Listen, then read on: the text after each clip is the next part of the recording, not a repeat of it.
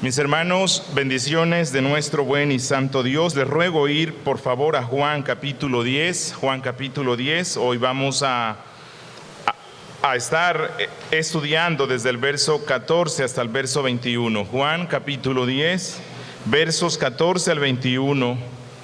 El Espíritu Santo nos dice así. Jesús dice esto: yo soy el buen pastor y conozco mis ovejas, y las mías me conocen. Así como el Padre me conoce y yo conozco al Padre, y pongo mi vida por las ovejas. También tengo otras ovejas que no son de este redil. Aquellas también debo traer, y oirán mi voz, y habrá un rebaño y un pastor. Por eso me ama el Padre, porque yo pongo mi vida para volverla a tomar.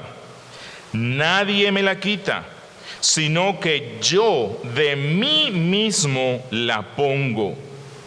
Tengo poder para ponerla y tengo poder para volverla a tomar. Este mandamiento recibí de mi Padre. Volvió a haber disensión entre los judíos por estas palabras. Muchos de ellos decían: demonio tiene y está fuera de sí. ¿Por qué le oís? Decían otros: estas palabras no son de endemoniado. ¿Puede acaso el demonio abrir los ojos de los ciegos? Presentémonos nuevamente ante el trono de la gracia. Bendito Dios, Padre nuestro, que estás en los cielos. Señor, hemos leído tu palabra santa, de tu libro santo, en tu día santo, a tu pueblo santo. Señor, tu pueblo ha venido hoy con el propósito de adorarte a ti, oyendo tu voz. Queremos oír tu voz, queremos oír la voz de Cristo. Padre, habla a nuestras vidas. Suple la deficiencia que el expositor tiene. Suple la deficiencia en oír que el pueblo tiene. Danos corazones que oigan y concédenos hoy ser altamente edificados para tu gloria. En Cristo Jesús. Amén. Bueno, hoy finalizaremos todo este sermón sobre el buen pastor. Ya hemos visto que Cristo se presenta ante el pueblo diciéndole que Él es la puerta, que Él es el que guarda al redil que es salvo, que las verdaderas ovejas escuchan a Cristo cuando las llama y le siguen. Ya hemos visto que Cristo hace aquí un contraste entre Él como el buen pastor y los fariseos como malos pastores. Finalizábamos el domingo viendo y escuchando a Cristo que Él decía: yo soy el pastor bueno que muere por los suyos. Y hoy vamos a terminar viendo una vez más cómo Cristo amplía este concepto de yo soy el buen pastor. Cristo nos va a decir hoy que una marca de Él como buen pastor y que una marca de la oveja de Él es que Él las conoce y ellas lo conocen a Él. Y Cristo nos va a decir hoy de una forma especial que es en la cruz, cuando Él dio su vida, es en la cruz donde las ovejas pueden apreciar la inmensidad del amor de Cristo, que contemplando a Cristo muerto, a Cristo en esa cruz, a Cristo que entrega su vida, es que nuestro conocimiento de Él y nuestro amor hacia Él crecen exponencialmente. Hoy Cristo nos va a decir que Él definitivamente es el buen pastor, porque no solamente estuvo dispuesto a ir a la cruz, sino que Él fue a la cruz voluntariamente.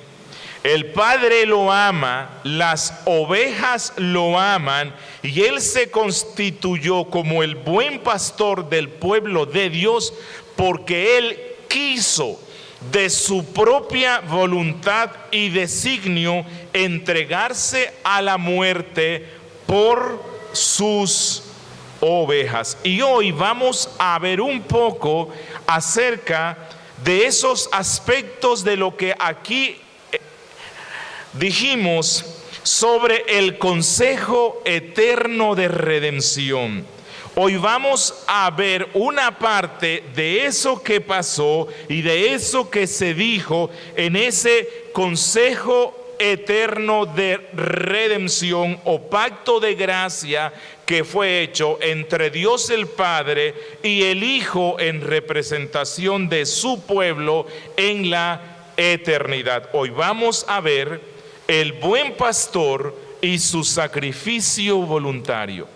El buen pastor y su sacrificio voluntario. Y para una comprensión mejor de este texto, vamos a estructurarlo así. Versos 14 al 15, el sacrificio voluntario y el conocimiento de las ovejas.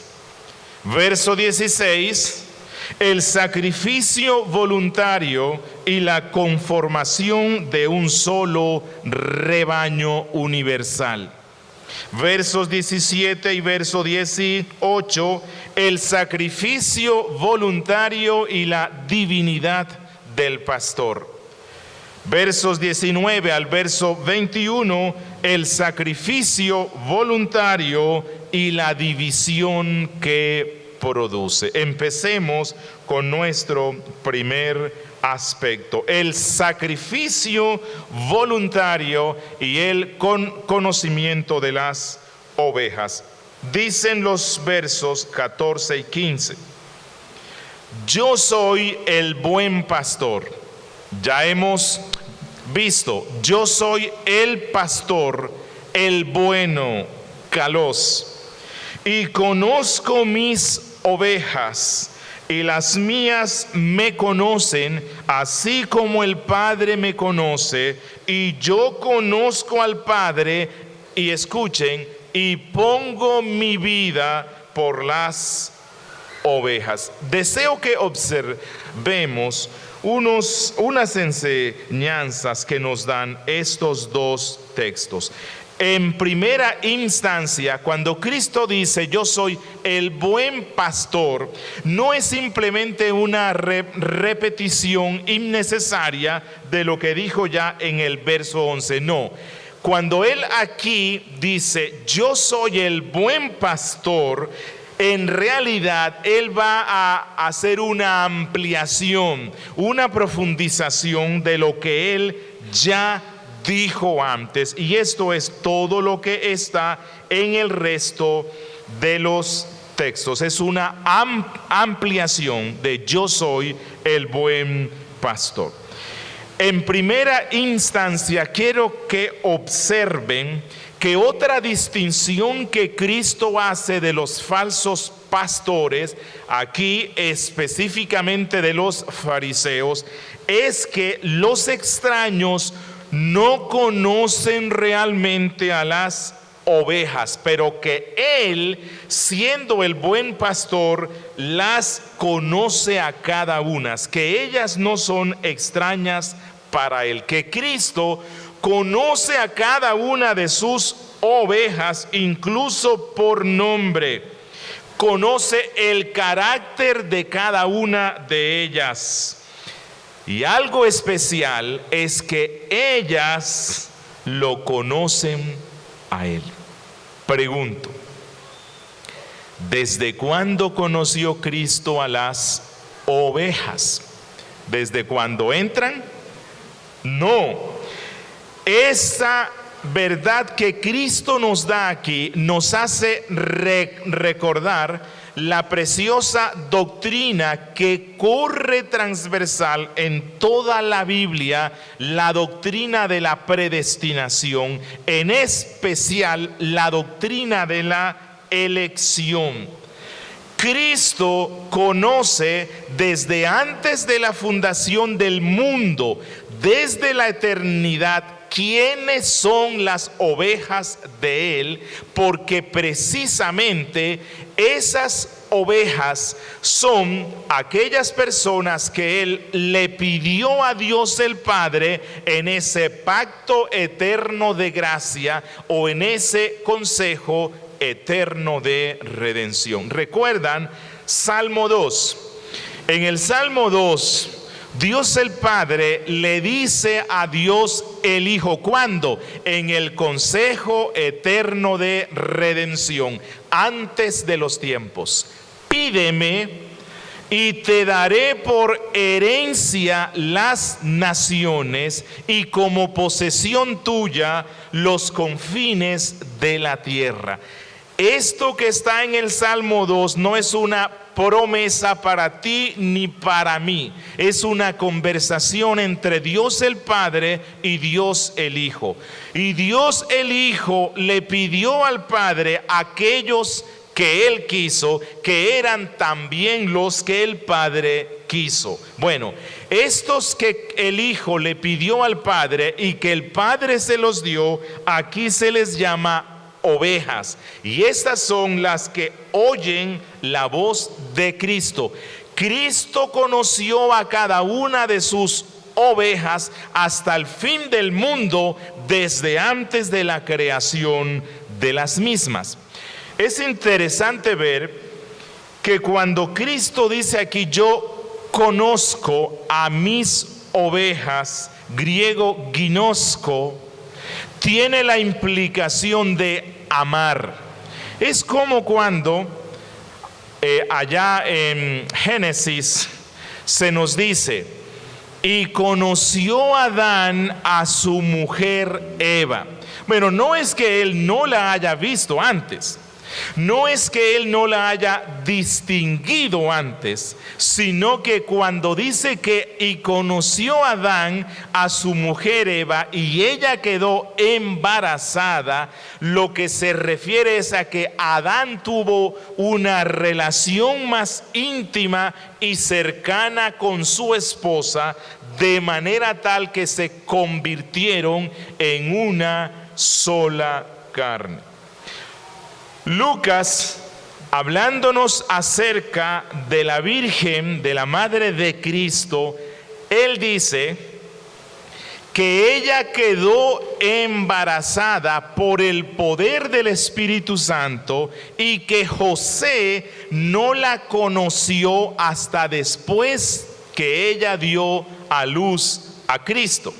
Bueno, cuando Lucas dice que José no conoció a su esposa hasta cuando ella dio a luz, no se refiere a que José no tuvo una percepción mental volitiva de quién era ella. No, lo que se refiere Lucas es que José no tuvo relaciones íntimas con su esposa hasta después que nació Cristo. Igualmente aquí, cuando Cristo dice, yo conozco a mis ovejas, este conocer es un conocer íntimo, cercano, un conocer de amor. Y Cristo dice que Él conoce amorosamente, conoce graciosamente, compasivamente a sus ovejas. ¿Desde cuándo? Desde siempre, desde antes de la fundación del mundo. Pero quiero que observemos algo más en estos dos textos. En segunda instancia, Cristo dice que Él es el buen pastor, porque en contraste con el pastor asalariado, Él ama a las ovejas a tal punto que entrega su vida en sacrificio por ellas. ¿Cuándo se comprometió Cristo a dar su vida en sacrificio por sus ovejas? Nuevamente regresamos al consejo eterno de redención. La Biblia nos dice que Cristo es el Cordero inmolado de Dios desde antes de la fundación de los tiempos. Él estaba destinado para eso. ¿Cuándo? En el consejo eterno de redención. Y cuando Él dice, yo pongo mi vida por mis ovejas, lo que Él dice es, yo soy el buen pastor porque estoy dispuesto a sufrir los terrores más grandes que deben sufrir ellas, las quiero sufrir yo para que ellas no las sufran. ¿Y cuáles fueron los terrores que sufrió Cristo? Bueno, usted y yo usualmente pensamos en la cruz, en los clavos. Bueno, hay muchos hombres que han muerto por una buena causa hasta en una cruz. Los terrores de Cristo no fueron los clavos. Los terrores de Cristo no fue la corona de espinas. Los terrores de Cristo no fueron el desprecio que el pueblo de Roma y los judíos le dieron. Lo que Cristo estuvo dispuesto a sufrir por ti y por mí en la cruz fueron los terrores del infierno. Jesús, durante esas horas, en las horas más oscuras que se han dado en la tierra desde su creación, en esas horas de oscuridad en la cruz, Jesús sufrió los terrores del infierno que tú y yo debíamos sufrir. Y cuando digo los terrores del infierno, me refiero especialmente a la ira de Dios. El infierno no es administrado por el diablo como algunos creen, que él es el jefe del infierno. No. El diablo será atormentado en el infierno, igual que todos los que lo siguen y que los que no creen en Cristo. Él no es el jefe del infierno. El infierno es la máxima expresión de la ira de Dios sobre aquellos que viven en contra de Él. Bueno, Jesús en la cruz sufrió los terrores del infierno, es decir, la ira de Dios el Padre. Y esto fue tanto que cuando Él dijo, Padre mío, ¿por qué me has abandonado? ¿Cuál fue la respuesta que le dio Dios? No solamente fue un silencio sepulcral, sino que Dios cerró el cielo. Los evangelios nos dicen que una oscuridad densa cubrió los cielos. Dios el Padre estaba derramando su ira sobre su Hijo y ni siquiera lo quiso ver en la cruz. Ni siquiera le respondió al amado.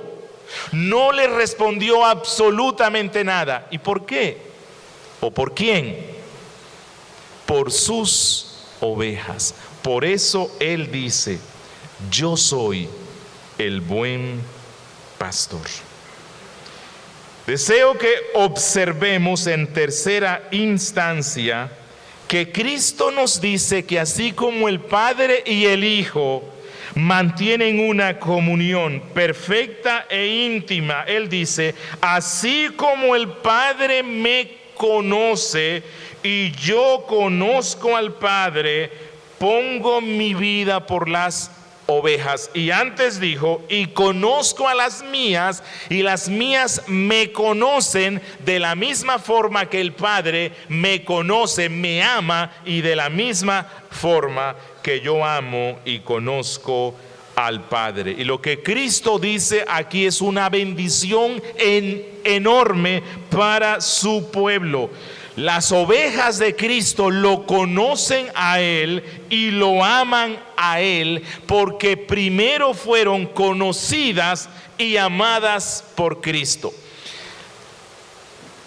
Las ovejas no son conocidas ni amadas cuando entran al redil, sino que entran al redil porque ya son conocidas y amadas por Cristo. ¿Te quejas de tener poco amor hacia Cristo? Por muy poco que sea, Cristo dice que en sus verdaderas ovejas ya hay una semilla de amor hacia Él. Roguemos para que ese amor crece por la obra del Espíritu Santo, y un día, cuando estemos en el estado perfecto de gloria, nuestro amor y conocimiento de Cristo será perfecto. Mientras tanto, sigamos creciendo en conocerlo y amarlo a Él. Y quiero que observemos algo más, y es que en estos dos pasajes aparecen 4 veces el verbo ginosco, conocer, enfatizando ese conocimiento experimental que existe entre el Padre y el Hijo, y ese conocimiento experimental que Cristo tiene hacia los suyos y que los suyos deben tener sobre Él. Jesús conoce a los suyos como sus ovejas. Las ovejas lo conocen a Él como su pastor, como su Señor. No hay nada más hermoso en este mundo. 2. El sacrificio voluntario y la conformación de un solo rebaño universal. Escuchen lo que dice el verso 16. También tengo otras ovejas que no son de este redil. Aquellas debo traer y oirán mi voz, y habrá un rebaño y un pastor. Cuando Él dice, tengo otras ovejas que no son de este redil, ¿a cuál redil se refiere Él? Bueno, Él está dando un discurso a los judíos. Allí están oyéndole sus discípulos judíos convertidos a Cristo. Con ellos empezó a conformar ese redil universal. Y lo que Cristo dice aquí es, como consecuencia de mi obra redentora, como consecuencia de mi ascenso a los cielos para ser coronado por el Padre y recibir del Padre el regalo que me prometió Él y el regalo que me prometió el Padre en el consejo eterno de redención, que luego lo vamos a ver en Juan, fue el Espíritu Santo. Cuando Cristo asciende a los cielos y es coronado de gloria y honra a causa de la obra que hizo aquí, el Padre lo espera con el regalo que le había dicho y le da al Espíritu Santo. Pero ese regalo que recibe Cristo del Padre, que es el Espíritu Santo, no se lo queda para Él, sino que se lo da a su redil, se lo da a sus ovejas. ¿Cuándo? En el día de Pentecostés. Y a partir del día de Pentecostés, como consecuencia de la obra de Cristo, el Evangelio de Cristo está siendo predicado en todo el mundo, y el Espíritu Santo llama por medio de los predicadores a todas las ovejas que Cristo tiene esparcidas en medio del mundo. Y eso es lo que Él está diciendo aquí. Yo no solo tengo ovejas de entre los judíos, sino que tengo ovejas esparcidas en todo el mundo.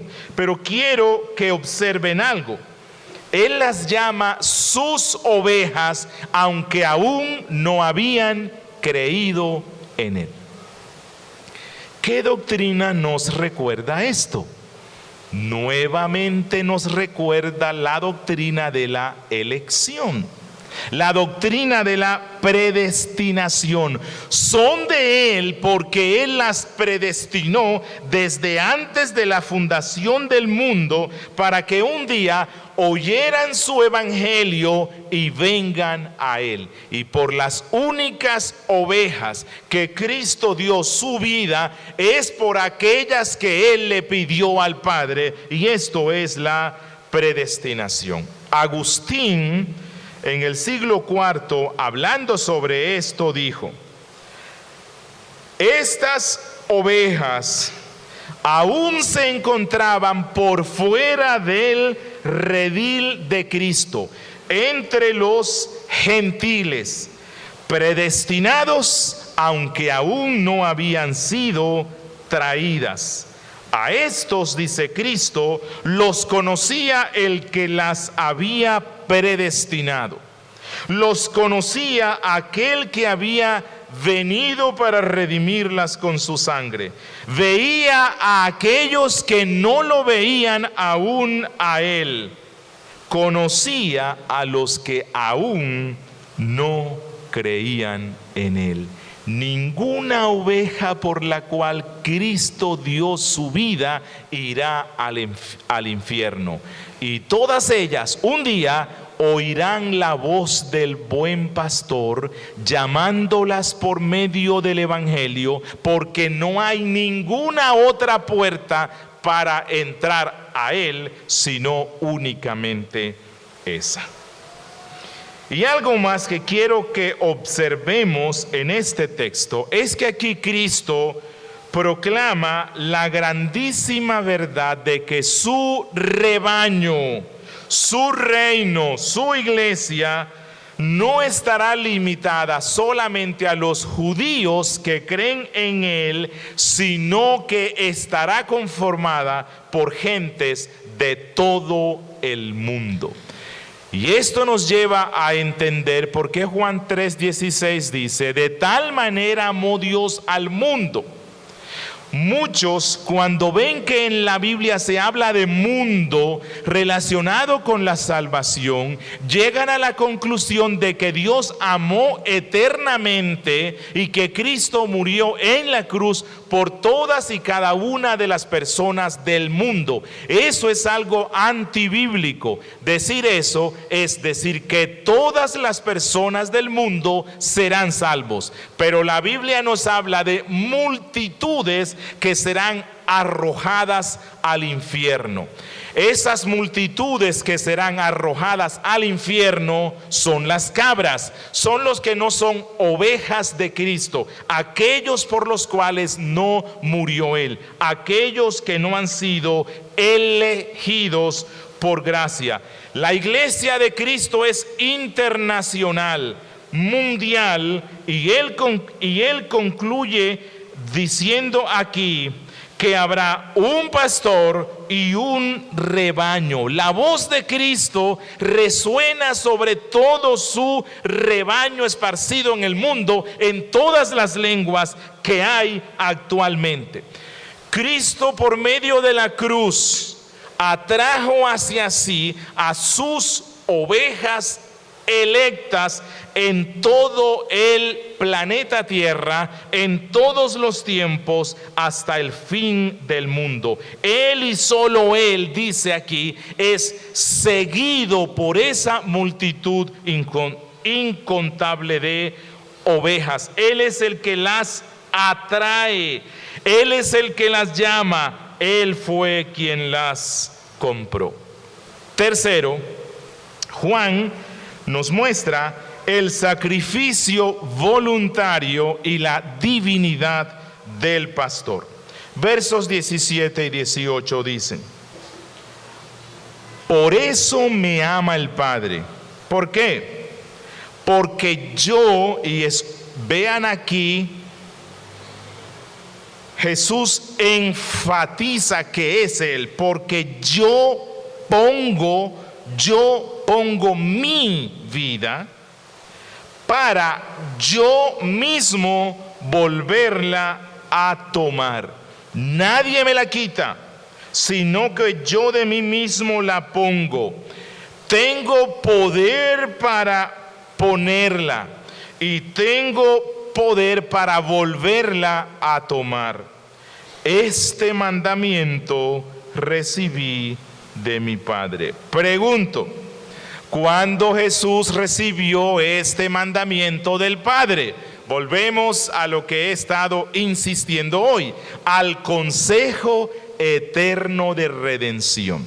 Muchos no creen, o más bien creen, que la doctrina del consejo eterno de redención es un invento teológico reformado, porque no encuentran ningún versículo donde se use la frase textual consejo eterno de redención. Decir eso es decir que Dios no es trino, porque no hay ningún versículo bíblico donde no se use donde no está el término Trinidad. El consejo eterno de redención se encuentra esparcido por toda la Biblia y hay muchos pasajes que nos dan luces de que hubo un tiempo cuando no había tiempo, en el cual Dios el Padre, Dios el Hijo se sentaron, por decirlo así, y decidieron la salvación de un pueblo que Dios Padre le quería dar a Dios Hijo. Y en la Biblia se nos muestra cuáles fueron los acuerdos de ese consejo o de ese pacto de gracia. Y aquí Cristo nos habla acerca de algunas cosas que se comprometió en ese consejo. Y Él nos dice que Él es el pastor, el bueno, Kalos, el único de su clase, porque aunque los mejores pastores de la tierra no huyen cuando ven venir al lobo y se enfrentan con el lobo, una de las cosas que los buenos pastores hacen es mirar cómo se libran su vida del lobo para que el lobo no lo mate a él y no mate a las ovejas. Pero Cristo está diciendo aquí que Él no hizo eso. Él vino a esta tierra y voluntariamente se entregó a la muerte. Él no la resistió. Él quiso darse a ella porque era de la única forma que podía librar a su pueblo de la muerte, en especial de la ira de Dios, de la ira de su Padre. 2. Cristo aquí también nos deja ver que aunque los mejores pastores del mundo se puedan enfrentar con el lobo y mueran en el acto de librar a las ovejas de las garras del lobo, si este pastor muere, ¿qué pasa con las ovejas? El lobo se las come porque no hay quien las defienda. Pero Cristo aquí nos muestra que Él es el único que puede decir: yo soy el buen pastor, porque no solo dio su vida voluntariamente, sino que la consecuencia de su muerte es que le dio vida efectivamente a sus ovejas, que les dio seguridad para siempre.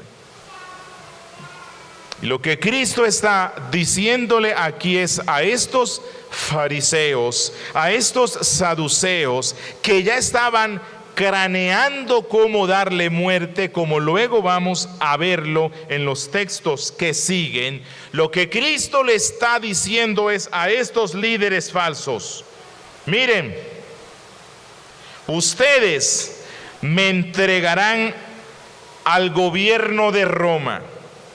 Ustedes me van a entregar al diablo y van a procurar mi muerte, y yo no voy a hacer absolutamente nada para impedirlo, porque esta muerte mía es una muerte redentora, es una muerte voluntaria.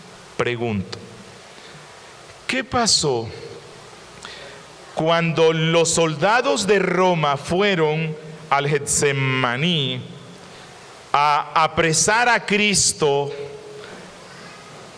Y como no lo conocían, dijeron: ¿quién es Jesús?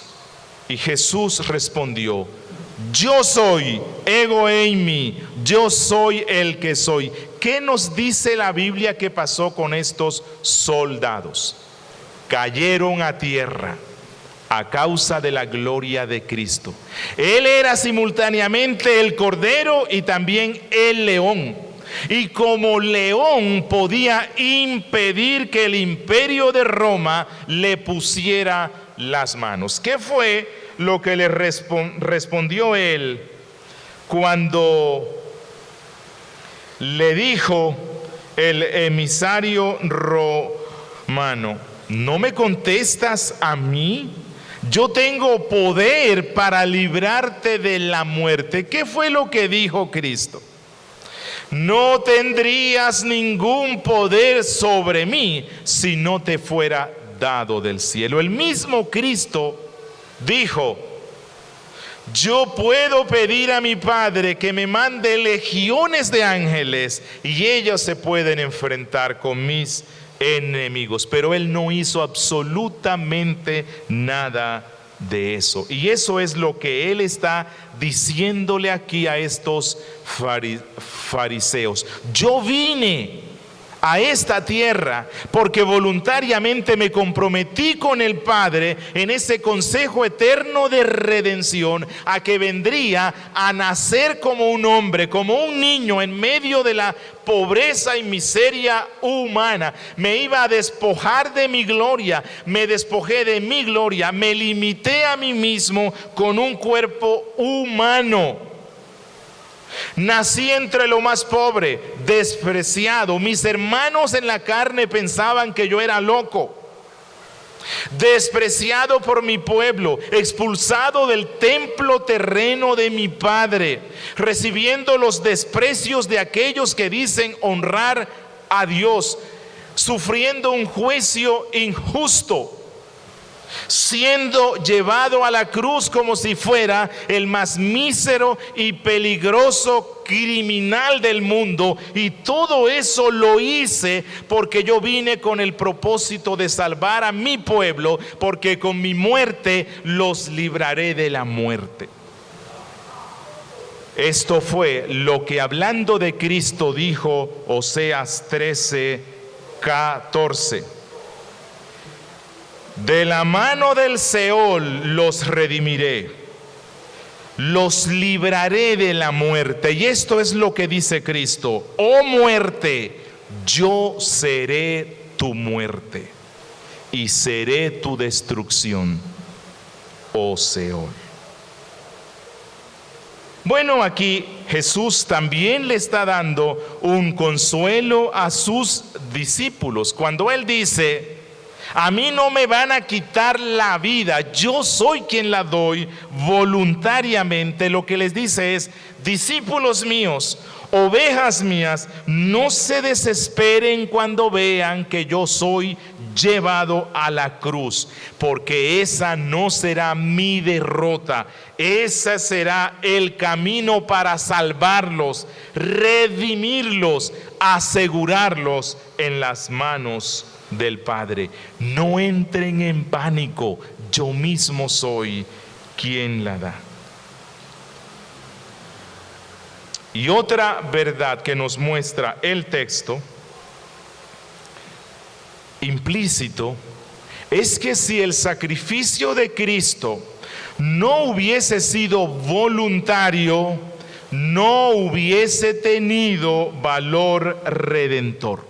Se necesitaba que el sacrificio de Cristo fuera totalmente voluntario, no algo forzado, no que no pudo librarse del imperio, no que no pudo librarse de eso, no, él tenía que hacerlo de buena gana, con gusto, y él mismo dijo esto en Hebreos 10, versos 5 al 10. Él dice, el Espíritu Santo hablando de él dice, y entrando al mundo, él dijo, sacrificio y ofrenda no quisiste, mas me preparaste cuerpo humano. Holocaustos y expiaciones por el pecado no te agradaron. Entonces dije, ¿cuándo dijo esto Cristo? En el consejo eterno de redención. Entonces dije, he aquí que vengo, oh Dios, para hacer tu voluntad, como en el rollo del libro está escrito de mí. En esa voluntad, en esa decisión voluntaria que tomó él, dice, somos santificados mediante la ofrenda del cuerpo de Cristo, hecha una vez para siempre. Este es un pasaje rico en doctrina, rico en consuelo. Es un pasaje que nos lleva a ver la gloria de nuestro Cristo y la gloria de nuestra salvación. Algo más que quiero que observemos en este texto es la autoridad que tiene Cristo sobre la vida, la muerte y todas las cosas. ¿Quién puede decir, yo tengo autoridad para dar mi vida en la muerte y después para resucitar? Únicamente Él, porque es Dios. Es más, si Él no fuera Dios, pero si un buen hombre, un profeta grande, un ángel como algunos creen, y Él le hubiese dicho, Dios, yo voy a ir y voy a dar mi vida por ese pueblo que tú quieres, ¿cómo podía saber o asegurar Él que iba a morir de la forma que se necesitaba para salvar a su pueblo? De la única forma es que Él, siendo Dios, podía controlar absolutamente todas las cosas posibles y las cosas reales y todas las contingencias. Y esto nos recuerda la doctrina de la soberanía de Dios. Jesús es Dios porque Él aquí está diciendo que Él es soberano sobre todas las cosas, y Él podía asegurar que iba a morir de la forma correcta, porque la Biblia había dicho que el Mesías no iba a morir apedreado. Y recuerden que en una ocasión en Nazaret, en su casa prácticamente, cuando Él, tomando un texto de Isaías, dijo que Él era ese del cual se hablaba allí, lo cogieron para lanzarlo en un despeñadero, pero Lucas nos dice que Él pasó por en medio de ellos. ¿Cómo fue eso? No sé. Lo único que sé es que Él, como es Dios, garantizó y controló todo para que su muerte fuera colgado en un madero y no lanzado desde una peña o apedreado como muchas veces quisieron hacerlo. Él es Dios porque Él controló absolutamente eso, y Él es Dios porque Él dice, aunque me maten, yo mismo por el poder mío me levantaré de la tumba.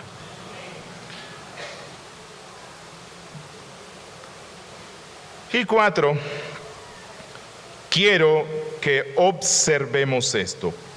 4, el sacrificio voluntario y la división que produce.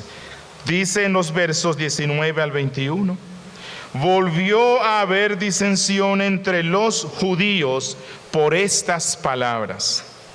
Muchos de ellos decían: demonio tiene y está fuera de sí, o sea, está loco.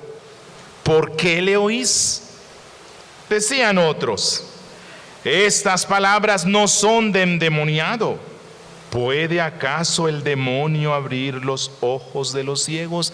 Nuevamente Juan nos muestra de una forma práctica la doctrina de la total depravación humana. Los incrédulos, cuando escuchan estas cosas, piensan que son locura. Eso dijo Pablo. Para los griegos, la predicación de la cruz es locura, y eso sigue siendo hoy día. La total incapacidad les lleva a pensar que estas buenas noticias realmente son locura. Posiblemente ellos pensaban: oiga, pero este loco piensa suicidarse, porque ellos posiblemente decían: pero ¿quién lo quiere matar? ¿Quién lo va a matar? ¿Cómo va a asegurar él que lo van a matar? De la única forma es que él esté pensando en suicidarse. Y en la doctrina judía se pensaba, bueno, el que se suicida necesariamente se va para la condenación. Así que, ¿cómo dice él que va a resucitar? Dios no le va a dar eso. Bueno, ellos desconocían lo que decía Cristo y desconocían el poder de Dios y la necesidad de que el pastor muriera por su pueblo para salvarlo. Pero de la única forma que la muerte de Cristo podía salvar al pueblo era si Cristo se levantaba de la tumba. ¿Recuerdan? Cuando el sumo sacerdote, en el gran día de la expiación, que es uno de los tipos más claros de la obra de Cristo, cuando el sumo sacerdote, la única vez que se le permitía entrar al santo de los santos, al lugar santísimo, presentando la ofrenda de sangre del cabro sobre el cual se habían confesado los pecados, si Dios veía alguna imperfección en el proceso de ese sacrificio, el sumo sacerdote moría dentro del lugar santo. Y ese día, que era un día de fiesta, antes de la fiesta, todo el pueblo estaba expectante a ver si Dios había aceptado el sacrificio del cabro y Dios le había dado el perdón de los pecados. Cuando el sumo sacerdote salía por la puerta y veían que salió vivo, el pueblo gritaba de júbilo y habían trompetas y cantaban salmos, porque Dios estaba diciendo: he preservado la vida del sumo sacerdote, es decir, he aceptado el sacrificio, los he perdonado. Cristo dice: tengo poder para dar mi vida y tengo poder para volverla a tomar, es decir, para resucitar. La resurrección de Cristo fue la confirmación de que Dios aceptó el sacrificio que hizo Él por el bien de su pueblo. Pero nos dice Juan que aunque algunos pensaban que Él estaba loco o endemoniado, como siempre, la predicación del evangelio causa división entre los que lo escuchan, entre los que creen y entre los que no creen. Y aquellos que ya creían o estaban empezando a creer, dicen: bueno, ¿y cómo es posible que este hombre sea loco, como ustedes dicen? O que esté poseído por el diablo. ¿Acaso el diablo habla como este hombre? ¿Acaso el diablo tiene la capacidad para darle la vista a alguien que había nacido ciego? Además, Este mensaje del buen pastor no lo puede dar el diablo. Este mensaje del buen pastor no lo puede dar un hombre del diablo, sino solamente un hombre de Dios. Y esto nuevamente nos muestra que nadie puede permanecer neutral frente al Evangelio. Nadie. O lo acepta o lo rechaza. No puede decir, no, yo me quedo aquí en el medio. Hoy día, en nuestro siglo relativista y pluralista, están unos que dicen, no, yo no estoy contra Cristo, no creo en Él, pero yo no estoy contra Él. Cristo dice, el que no cree en mí está contra mí. Nadie puede estar neutral frente al Evangelio de Cristo. O lo acepta o lo rechaza, o recibe vida o se condena. Isaías lo dijo así.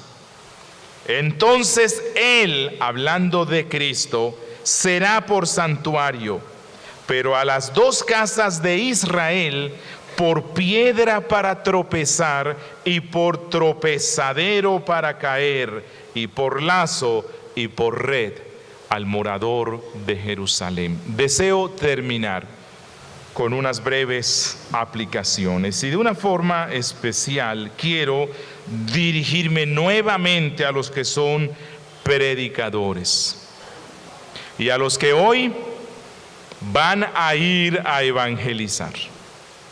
Apreciado predicador, apreciado evangelista, a la luz de lo que hemos visto, cuán honroso es este santo ministerio que Cristo te ha dado. ¿Sabes por qué? Porque Cristo dice que Él llama a las ovejas que Él tiene esparcidas en Medellín. ¿Y cómo las llama Él? ¿Por una visión? ¿Por un sueño? ¿Porque hay una voz que se...? No.